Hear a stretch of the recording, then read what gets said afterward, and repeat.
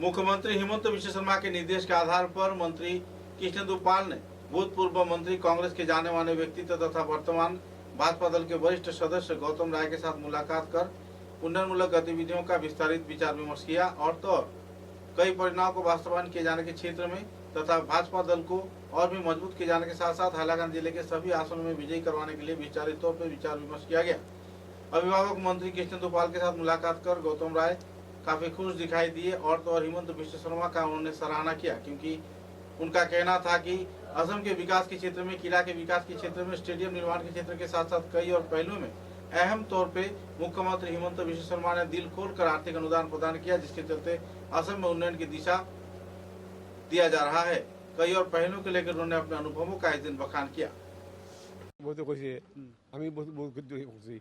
যখন আমি মন্ত্রী আসলাম মন্ত্রীর অর্ধেক কাম আমার কাম সব হেমন্ত বিশ্ব হয়ে দিছে।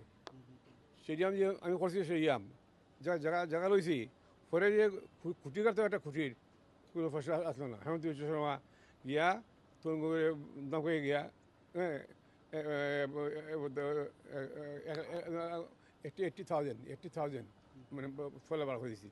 এই অবস্থা থেকে আজকে এবং হ্যাঁ নিজে আছে ভাইস প্রেসিডেন্ট, সুতরাং তার দানের ওপর নাই, তার আরও উচ্চ যাক, আরও তার বড় হোক।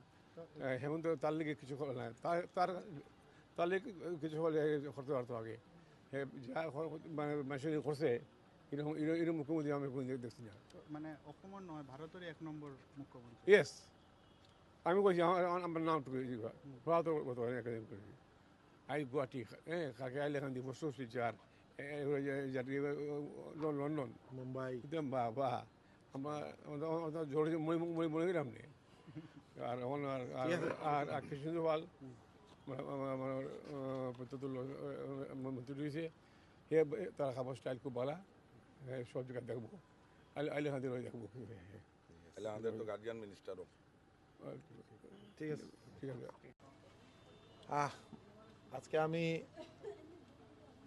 মানে একদিকে খুব আনন্দ লাগছে, কারণ উনি সবসময় কলকাতায় থাকেন, আর যেহেতু উনি বরাক উপত্যকার সবেরই খুব প্রিয় ছিলেন আর সবাই ভালোবাসত, আর দাপুটে মন্ত্রী হিসাবে গৌতম রায়ের নাম সবাই জানতো। আর আজকে আমিও মন্ত্রী, আমাদের সবার প্রিয় সবার শ্রদ্ধার মুখ্যমন্ত্রী ডক্টর হিমন্ত বিশ্ব শর্মা মহাশয় আমাকে ওনার মন্ত্রিসভায় স্থান দিয়ে সবার কাজ করার সুযোগ করে দিয়েছেন। তো মুখ্যমন্ত্রী মহোদয়কেও কৃতজ্ঞতা জানাই, ধন্যবাদ জানাই। তাই আসলাম, যেহেতু আজকে শুনলাম যে উনি এখানে আছেন, হাইলাকান্দি আছেন, তো আগামী 6 তারিখ মহিলা উদ্যমিতার প্রোগ্রাম, তো এই প্রোগ্রামে মাননীয় মুখ্যমন্ত্রী যেহেতু আসবেন, তাই আমাদের প্রাক্তন মন্ত্রী সবার শ্রদ্ধার গৌতম রায় মহাশয় যাতে এখানে যান, এই প্রোগ্রামে উনিও থাকেন, সবার আগ্রহ। তো আমি এসে নিমন্ত্রণ দিয়ে গেলাম, আর মন্ত্রী মহোদয়, প্রাক্তন মন্ত্রী মহোদয়ের আশীর্বাদ চাইলাম, এবং উনি অনেক কথা জানতে চাইলেন আমাদের থেকে, বা উনি সবসময় বরাকের উন্নয়ন নিয়ে, বরাকের নাগরিকদের হিতে সবসময় উনি চিন্তা করেন। তো এইভাবেই আজকেও উনি এইভাবে কথা বললেন যে বরাকে আরও কী করা যায়, আরও কী করলে ভালো হবে, বা আসামে আরও কী করলে ভালো হবে।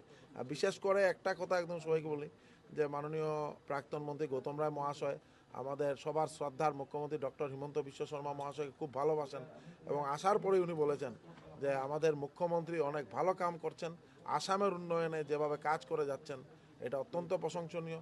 এবং উনি নিজে বলেছেন যে এই ধরনের মুখ্যমন্ত্রী আসামে, মানে প্রথম কোনো মুখ্যমন্ত্রী আসামকে একটা শক্তিশালী রাজ্য হিসাবে গড়ার জন্য যে প্রয়াস, এটা অত্যন্ত মানে একটা আনন্দের ব্যাপার যে মুখ্যমন্ত্রী যাতে আগামী 20-25 বছর আসামকে নেতৃত্ব দেন, এটাই উনি আশীর্বাদও দিয়েছেন এবং আগ্রহ করেছেন। 26-এর নির্বাচন তো সামনে, এই মিটিংয়ের সঙ্গে কোনো নির্বাচনী বা পলিটিক্যাল নির্বাচন হবে, বিজেপি জয়লাভ করবে, তাতে কোনো সন্দেহ নেই। 100% বিজেপি জয়লাভ করবে, তার কোনো সন্দেহ নেই। বরাক উপত্যকায় 10টা সিট বিজেপি জয়লাভ করবে মাননীয় মুখ্যমন্ত্রী মহোদয়ের নেতৃত্বে।